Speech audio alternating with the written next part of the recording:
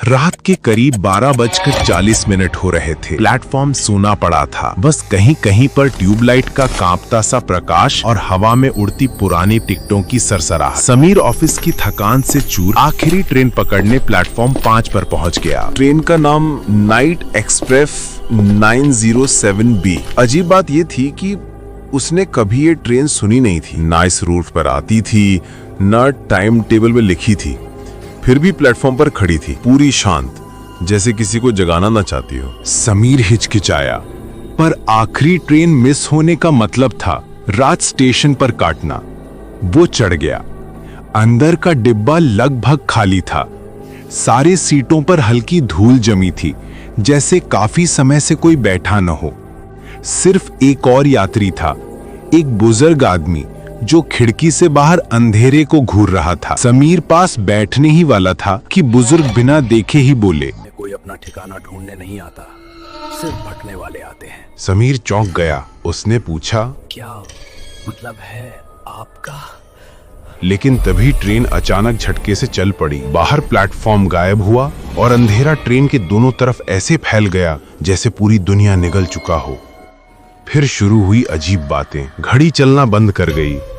ठीक 12:47 पर ना ही कोई टिकट चेकर आया और बाहर कुछ भी नहीं। न पेड़, न घर, न लाइट, बस काली सुरंग जैसा अनंत अंधेरा। समीर को बेचैनी होने लगी। उसने मोबाइल निकाला, कोई नेटवर्क नहीं, पर स्क्रीन पर एक नोटिफिकेशन चमका, नेक्स्ट स्टॉप रिमेंबरिंग पॉइंट। वो और घबरा गया।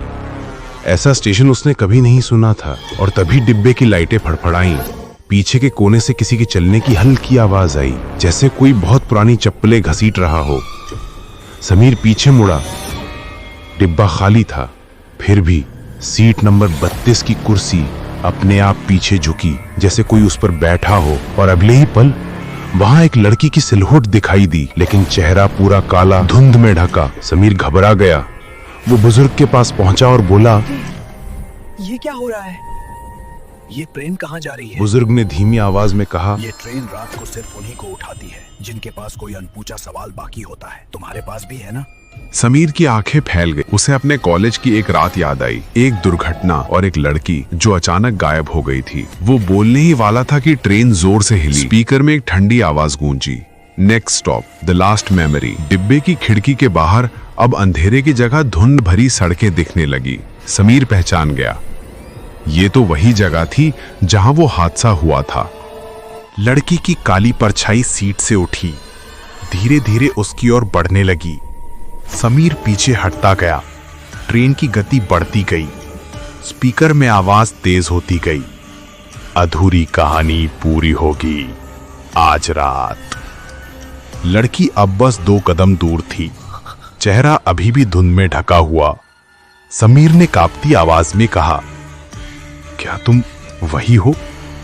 लड़की रुक गई। उसके सिर के एक ओर से धुंध हटकर बस इतना चेहरा दिखा कि उसकी आंखें लाल चमक उठीं। तभी ट्रेन चीखते ब्रेक से रुकी।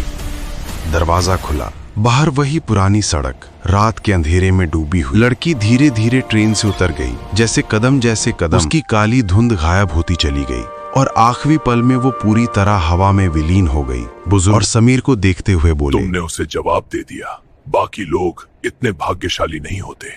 ट्रेन ने एक लंबा दुखी सा सीटी का स्वर दिया। समीर नीचे उतर गया। जैसे ही उसने पीछे मुड़कर ट्रेन को देखा, वो धीरे धीरे धुंध में घुलती गई और पूरी गायब हो गई, जैसे कभी थी ही नहीं।